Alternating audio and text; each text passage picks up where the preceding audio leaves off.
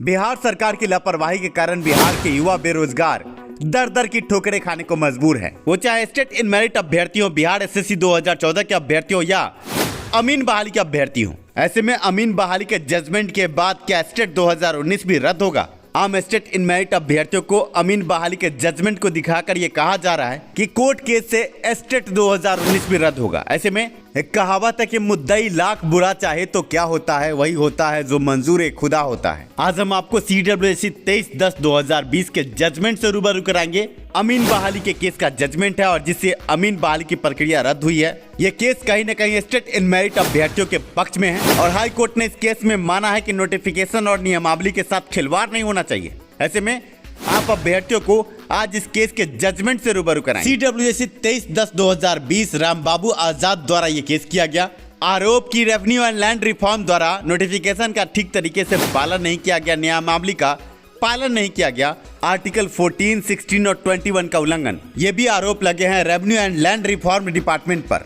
जब इस जजमेंट को आप गौर से देखेंगे तो हाई कोर्ट के कई बड़े केसों के जजमेंट की चर्चा है, LPA केस की भी चर्चा है। समझने वाली बात यह है कि हाई कोर्ट ने डबल बेंच के कई केसों के जजमेंट को देखा और इसके बाद आर्टिकल 14, 16 और 21 के उल्लंघन को देखा। हाई कोर्ट के जजमेंट में विवरण पुस्तिका की भी चर्चा है। इस बहाली के लिए ITI से सर्वेयर या अमानत की डिग्री होनी चाहिए, तभी आगे बहाली प्रक्रिया में अभ्यर्थी आगे बढ़ सकते थे, पर नियमों का पालन नहीं किया गया। ऐसे में आप देख सकते हैं अमीन कैडेट रूल 2013 की चर्चा, जो ये कहती है कि अमीन के बहाली के लिए अमानत की डिग्री या ITI सर्वेयर की डिग्री होनी चाहिए। इसके अलावा LPA केस 1657 और CWSC 10/4/12 की भी चर्चा है। समझने वाली बात यह है कि हाई कोर्ट ने पूर्व के सिंगल बेंच और डबल बेंच के जजमेंटों को भी देखा और इस आधार पर बड़ा फैसला दिया।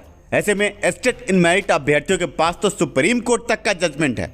आप ये समझे कि high court, Allahabad high court ने बड़ा जजमेंट दिया है कि TET के अंक प्रतिशत के आधार पर आगे मेरिट बन सकता है। इसके अलावा सुप्रीम कोर्ट ने भी ये जजमेंट दे रखा है कि TET के अंक प्रतिशत के आधार पर आगे मेरिट बन सकता है। ऐसे में शिक्षा सुधार ने अपने PIL में हाई कोर्ट और सुप्रीम कोर्ट के जजमेंटों को लगाया है और 100% इन मेरिट अभ्यर्थियों की जीत पक्की है। अभ्यर्थी शायद भूल गए हैं CWSC 5650 ये शिक्षा सुधार का बड़ा केस था और कदाचार की व्यवस्था युक्त परीक्षा इसी केस के बाद रद्द हुई थी और पहले से एक बार रद्द हो चुकी परीक्षा दोबारा रद्द नहीं होगी। परीक्षा में कड़े मापदंडों का पालन किया गया, ऑनलाइन तरीके से परीक्षा हुई। दुख की बात यह है कि आप आम अभ्यर्थियों ने रीट केस में शिक्षा सुधार का साथ नहीं दिया।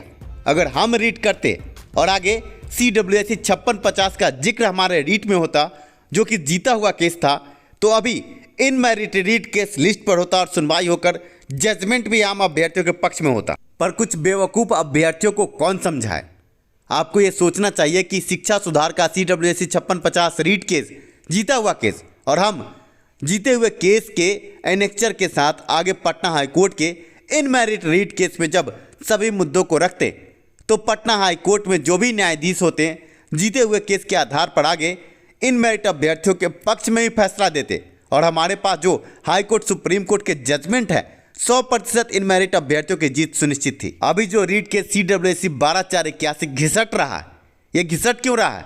क्योंकि एक हारा हुआ शिक्षा सुधार से हारा हुआ गिंडा के द्वारा ये केस किया गया और आप आम अभ्यर्थियों को ठगा गया और ये केस घिसटता ही जा रहा है। और गिंडा ये कहता है कि 2011-12 वाले भी इलिजिबल हैं। आप ये समझे कि 2011-12 वाले इस 37,000 की बहाली में आएंगे तो आम स्टेट इन मेरिट कहाँ जाएंगे? उनके लिए क्या सीट बच भी पाएगा? और 2011-12 का आना नोटिफिकेशन के साथ 100% खिलवाड़ है। ऐसे में आप अभ्यर्थियों को जानना चाहिए कि मात्र सप्ताह में एक दिन शुक्रवार को ही PIL का केस लिस्ट पर होता है। ऐसे में केस ज़्यादा होने के कारण लिस्टिंग नहीं हो पा रहा है।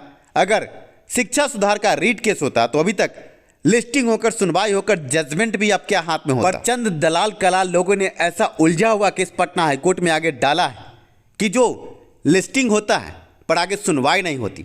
ऐसे दलाल कलाल लोगों से सावधान होने का वक्त है। जुड़े रहें शिक्षा सुधार के साथ। आगे शिक्षा सुधार आप अभ्यर्थियों को यह आश्वासन देता है कि PIL की सुनवाई जैसे ही होगी 100% आप अभ्यर्थियों की जीत होगी। वीडियो पसंद आया हो तो लाइक जरूर करें। आप लाइक करना भूल जाते हैं। धन्यवाद वीडियो देखने के लिए।